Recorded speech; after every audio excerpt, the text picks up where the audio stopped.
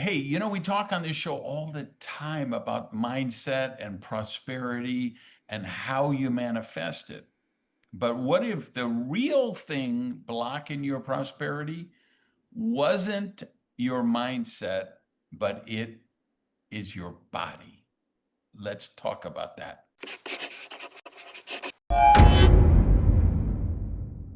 Hey, welcome back to another episode. Randy here with one of my near dear friends in the whole universe. Uh, Her name is Anna Liota.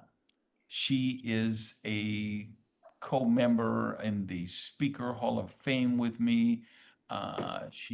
We met, she was at one of my tribal events back in the day.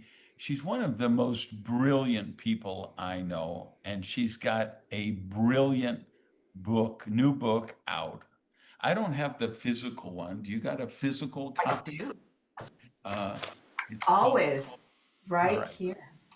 Vegas Nerve Reset Decoded. That's right. So first, hey, just welcome. It's great to have you on the show.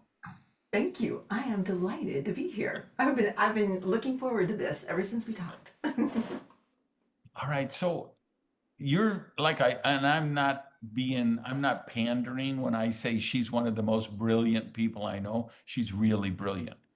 Um, so I think that title might be more for brilliant people because I don't know that a lot of people even know the vagus nerve. What is Mhm. that? What does it do? Why is it important? Should we start with that? Yeah, that's a great place to start. And it's kind of a funny thing because if you haven't heard of the vagus nerve before now, after this conversation, you're going to swear you were living under a rock because you're going to hear it everywhere. Kind of like when you start looking for a place to buy, all of a sudden, everywhere you go, the houses are for rent because you changed your vibration of awareness. And so now you're seeing it everywhere. So let's talk about what the vagus nerve is. Our body communicates all the time if it's doing its job. And there is a nerve that runs from our brain all the way down through our body to every organ, every single organ this nerve is communicating with.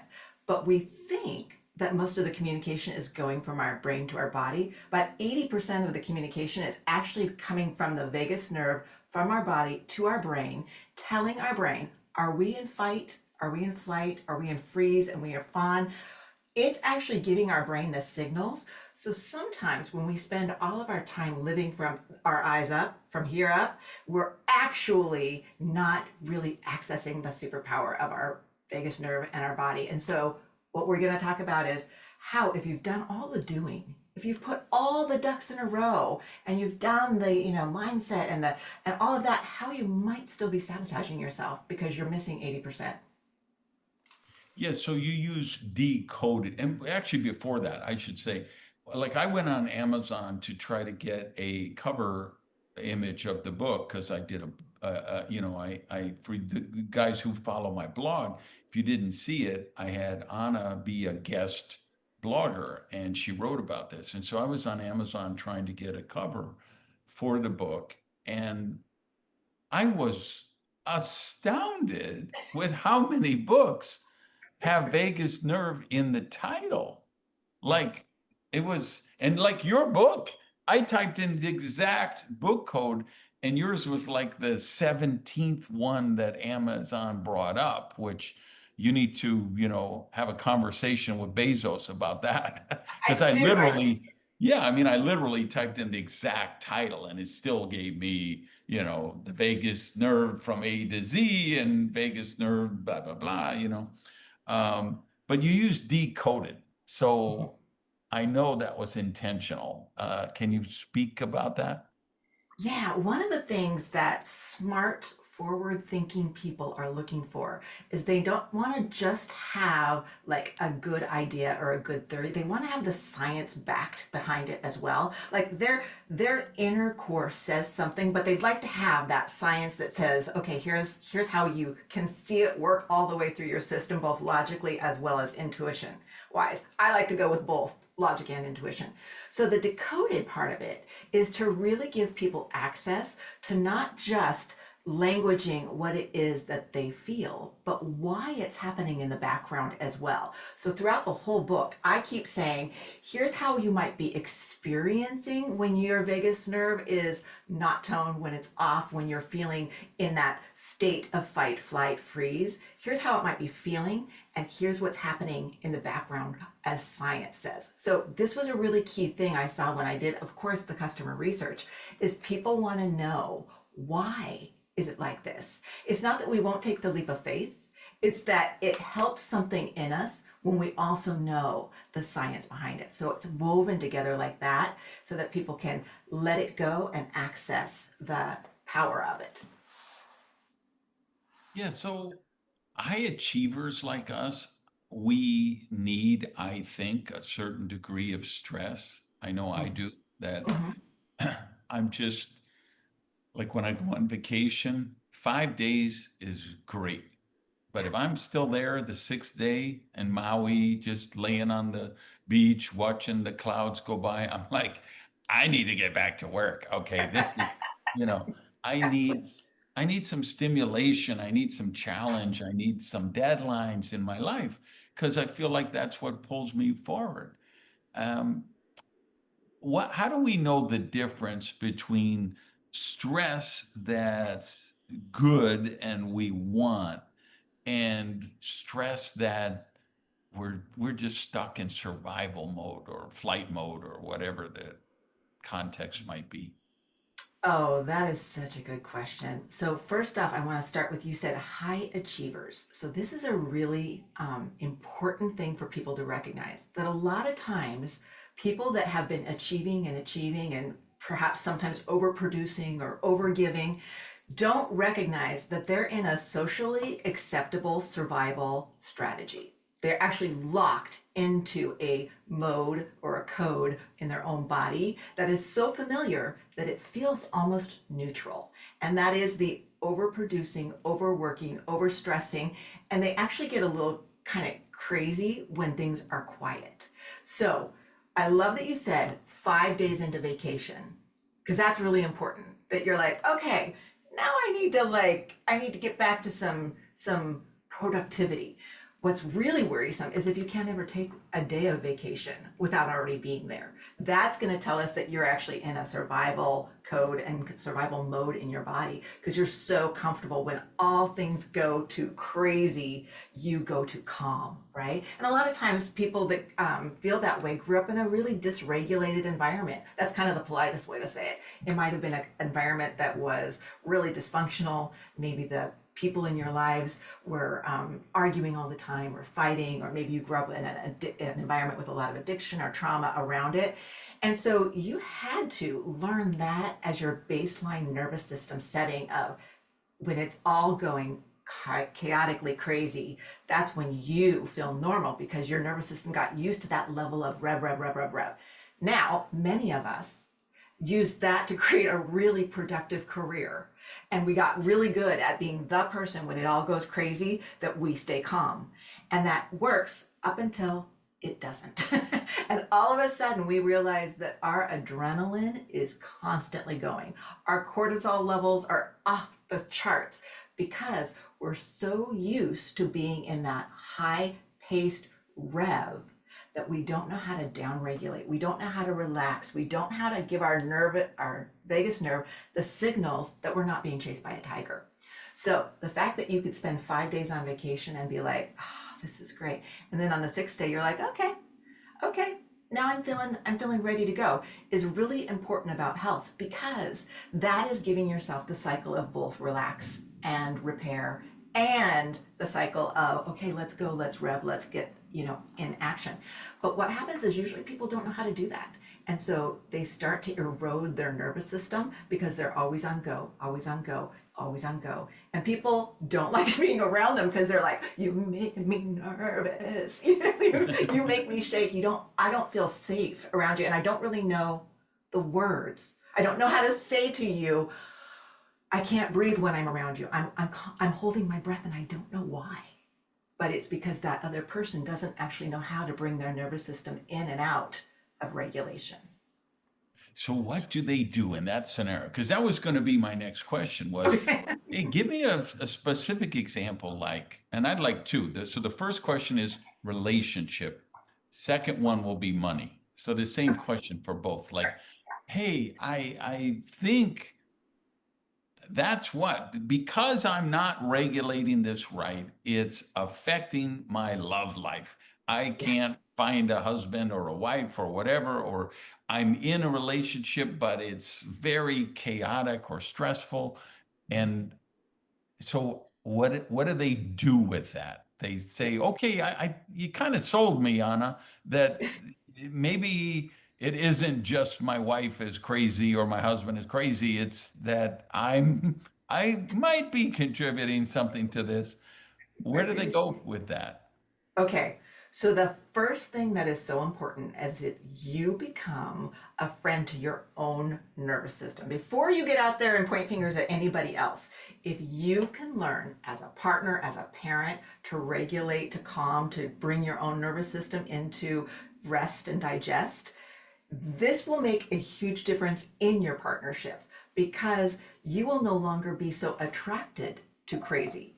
You will no longer see a spark and think, oh, that's the beginning of something great when it's actually a dumpster fire, right? Because you're used to this is how in relationships we repeat the same relationship over and over. We don't realize it, but we are equating the spark with attraction rather than this is a very uh, dark and moody person and you're like, oh, that's so interesting, but actually they're a really dysregulated person that initially when you spend time with them they make you feel familiar because maybe you grew up with something like that in your life. So when you start to do nervous system resets for yourself, and I'm just going to show you a super simple one, and I'll talk it through too, because for our listeners that aren't able to see us, but one of the super simple ones is to take both of your index fingers and put them on either side of your nose, right on your cheekbone. This is where a lot of the vagus nerve goes. And right on the other side, that starts to tell your nervous system it's okay to stand down. It's okay to relax for a minute. So say you're about to go into a conversation with a loved one or a potential partner. Before you do that, you actually just take a moment to tell your nervous system, to signal to your nervous system, calm down. Now, why will this be a big difference? Because if the other person comes in hot, if they come in dysregulated, you're going to notice it and it won't. You start to create space between you and them where you're not assuming it's your responsibility to make them calm down. And that's what we oftentimes do at the beginning of relationships is we try to fix the other person. And we try to make sure that when they're around us, they feel good. And all of a sudden, that's too much weight on us all the time. And then we start to say, how am I in this crazy relationship? But at the beginning of it, it felt familiar. And so we thought it was connection.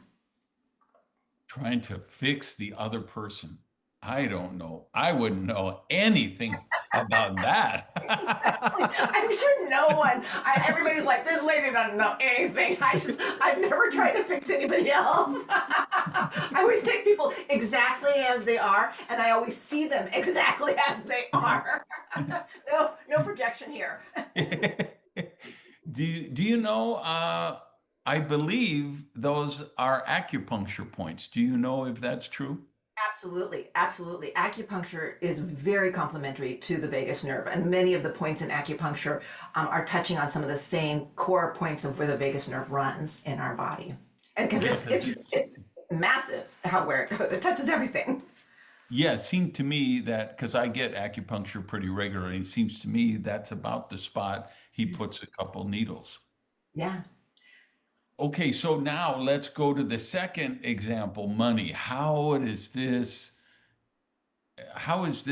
causing people to sabotage their finances? You got like an example of how that might come to be? Absolutely. So the first thing is we don't start our conversation about money from neutral. When we're born, when we're a kid, when we're going through our formative experiences, we are inheriting the conversation about money that's going on around us. We're watching how our parents and the people around us engage with money, and we're not just thinking of it logically, like they did this, therefore that.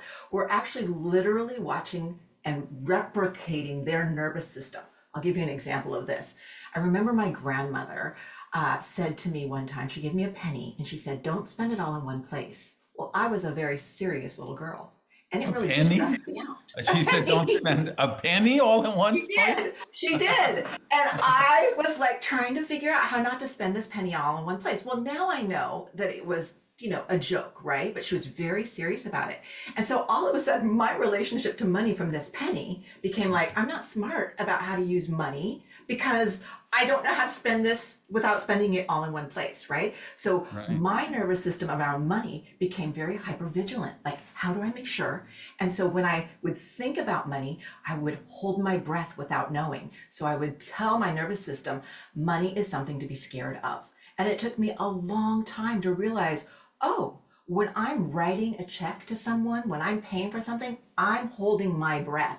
And so it is very hard to receive abundance, to bring in a positive flow of prosperity when you are so actively bracing your body without even knowing it. And I invite the listeners to think about when you think about money, take a moment to do a scan. How does your jaw feel? Is your jaw tight? Are your shoulders up to your ears? Are your feet clenched? Because your relationship to money is reflected in your nervous system. And so when you start to calm your nervous system and become a friend to your nervous system and the vagus nerve, it's going to allow the space and grace for your relationship to inflowing abundance to totally alter. The it's fascinating because I've studied this prosperity subject for almost 40 years now, going on really. Yeah. And I've always approached it from the mindset, which you just demonstrated an example of with the programming you subconsciously got from your grandmother, right? Yes. Yes. But we create these core foundational beliefs. Money is bad, rich people are evil, it's Mhm. noble or spiritual to be poor, all of Mhm. those kind of things. This body first approach or body based approach, Mhm. was there some key moment that insight came to you that led you to writing the book? Uh, well, okay, you started with one thing, which I'm going to answer, and then yes, what led me to writing the book. So, I was taking a course a few years ago. This is quite a few years ago, and they were making this very simple example about being able to engage other people and enroll them in a possibility. And they started it off by saying, "I want you to turn to the person next to you, and I want you to say, 'I'd like you to buy this pen.'" And I was, okay, that doesn't sound too hard, right? I'd like you to buy this pen. Don't tell them why you want them to buy the pen, the features of the pen, anything like that. Just say, I'd like you to buy this pen. And so I turned to the person next to me and I went to say, I'd like you to buy this pen. And I burst into tears. I mean, a full body trauma shaking, just trying to Wow. say, I want you to buy this pen. And the person that I was partnered up with was like, are you okay? I'm like, I don't know what's going on. Like, this is so crazy, right? And it took me a moment to weave back to when I was 16 years old. I was my choir was going to go to Disneyland, but we needed to raise money to go to Disneyland, and the way we were going to do it was selling candy. And so I had gone home. I lived on a farm way out in the middle of nowhere, and so I didn't have access to like walk up to people's doors and sell candy. So I got on the phone and I called everyone in my church. I called the neighbors, and I described to them out of the catalog the candy. Right? And they ended up buying, lots of candy, and I ended up that first night being top in sales, right? So I was going to get a bonus for being top in sales.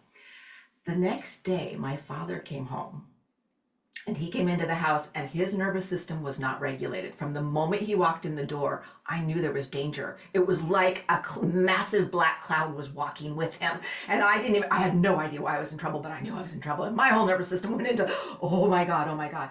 And he said to me, did you sell candy to our friends and neighbors? And I was like, yes, I did. And he said, you have brought shame on this family by asking for a handout. Now, my dad generationally was born in 1921. So charity, was a thing that you didn't want charity and all this kind of stuff. So I had triggered his money conversation Yeah. by having this money conversation. So here I am in my early 30s, and I can't ask someone to buy a pen from me because I'm shaking from having brought shame on the family by asking people to buy. So did I know that's why sales, that's why having conversations with people about investing in something sent me into an absolute shutdown? No, but my nervous system did, because I'm asking someone to buy a pen, and I'm 16-year-old watching my dad walk into the house angry because he's ashamed that I asked for money. So this is how, when I work with all of the work around understanding your formative experiences and how they are impacting your actions and reactions today, why the book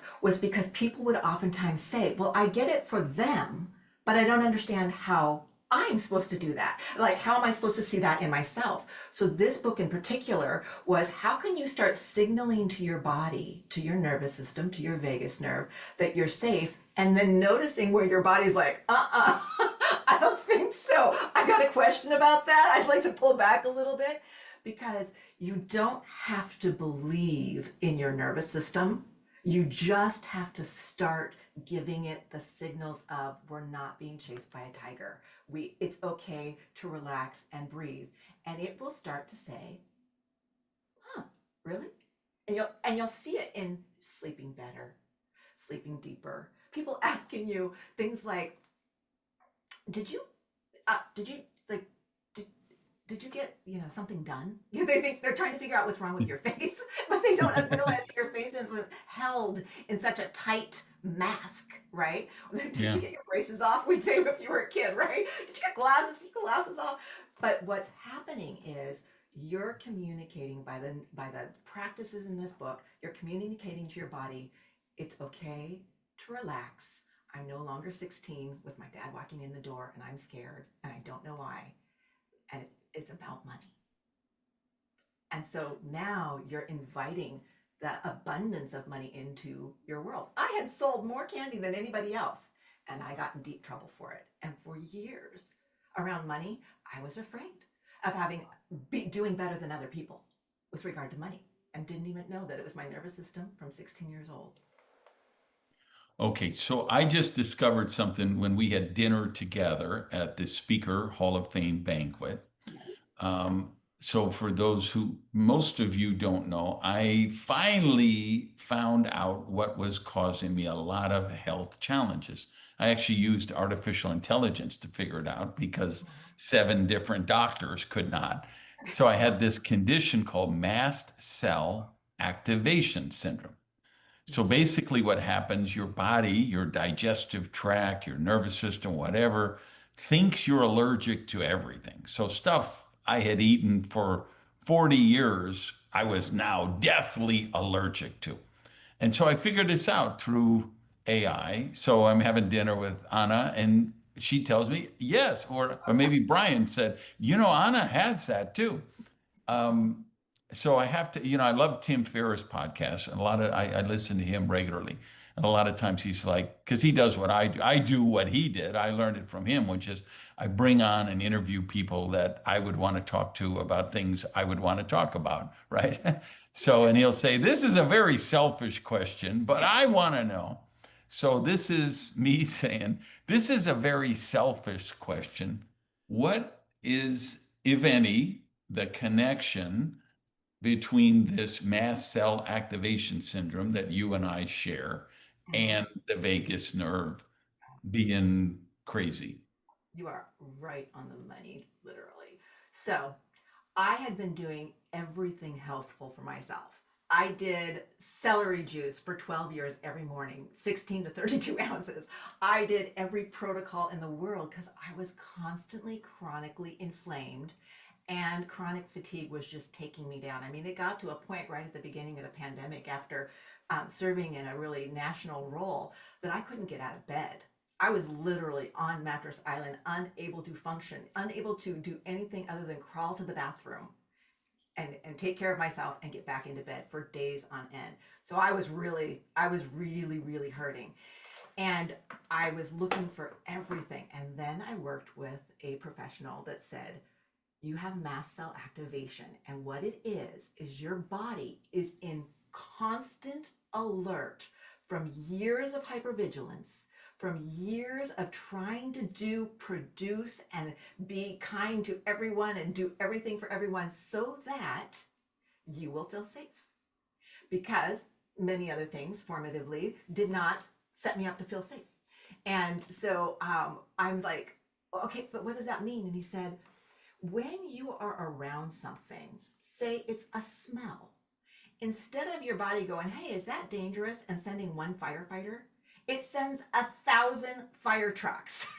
And this is what mast cell activation is your nervous system saying, I give up. I don't know what's safe or not safe anymore. I've been so braced for so long, and I'm talking decades, not days, right?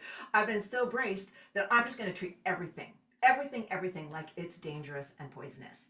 And now all of a sudden, your world of what you can eat and where you can go and what you can be around gets really, really narrow. And that's why the vagus nerve and the nervous system became the most important thing, is because yes, we went to work on signaling to my body through holistic means, but it wasn't until I started giving my vagus nerve the companion signals that it was okay to relax, to down cycle, to Right. be safe, that all of the other things that I was doing started to come into play. The inflammation, the chronic fatigue. I literally, for years, couldn't be working for more than 90 minutes before I had to lay down and take 2 to 3 hour nap because my nervous system was like, are we there yet? Are we there yet? But now that I give it the signals consistently, I can work all day. But if I work too many days in a row, my nervous system will say, so you know how we learned that good thing about taking breaks? Yeah. Yeah. Just want to remind you, it's not, you can't cumulatively take good care of yourself and then burn yourself back out. You actually have to consistently, pay attention to it. Yeah, because I got through part of the PDF, but I ordered it the hardcover, so I prefer to do the hardcovers, and it didn't get here yet. It's supposed to actually arrive today. So I'm gonna really finish it. I got a trip to Turkey on Tuesday, so I'm gonna finish your book before I leave, just to Excellent. have that more insight on how I can myself physically lower that, calm that down, just to, because, the, like, what I realize, like, it's, but I'm telling the listeners, Yeah. histamine, it sets off the histamines, right? So, like, pepperoni sausage, which is my favorite pizza, is pepperoni Right. and sausage. Meats like that have been processed and cured, high histamine, they just set you off the The chart. moment you say And then, processed and cured, we're in trouble. yes, yeah. And then, like, meat that's cooked, it continues to go up in histamine. Well, so I've been committing slow motion suicide for 10 years Mhm. because 90% of my diet is delivered with Uber Eats, where it's sitting in the car for 30 Right. minutes on the way here. It's the Yeah. chafing dishes at the executive lounge at the Marriott, at the first class lounge at Singapore Airlines, you know what I mean? It's like Mhm. and so when I'm on these 14-hour flights, like I'm going to take Tuesday, I want to be. So I'm really eager to finish the book. For all you guys listening, you just gotta, if you feel like, wow, yeah, I'm walking on eggshells, or yeah, I'm feeling fatigued, or yeah, I'm feeling anxious, I'm nervous, I feel like maybe I'm sabotaging myself, any of those things, get the book. I don't know, last words, what do you want people to know about how Oh, this I know. book can help them? Okay, so one thing I want people to know is you are not broken. You are surviving brilliantly.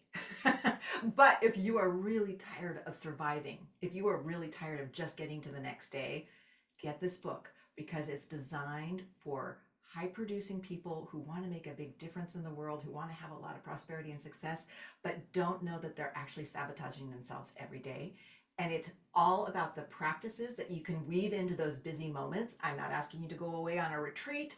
I'm not asking you to buy really expensive equipment. I'm telling busy people how to bring these nervous system practices into the moment, right before they go into that meeting, right before they have that tough conversation, right before they eat that meal. How do you tell your nervous system the right signals to say it's okay to receive this? And that means it's okay to receive money too. All right, subscribers, listeners, viewers, no, this is the first show back where I'm going to be regularly posting. I made a commitment for 2026 and I'm starting it now. I've looked at the projects, I've canceled some other projects I'm doing, and I decided the Power of Prosperity podcast is one I need to be doing more frequently. So if you not a subscriber, subscribe, like, share, comment, all of rate it, all of that stuff, please. Miss Anna, thank you so much for being on. My pleasure. Thank you for inviting me. All right, guys, we'll see you next time. Same bat time, same bat channel. Peace.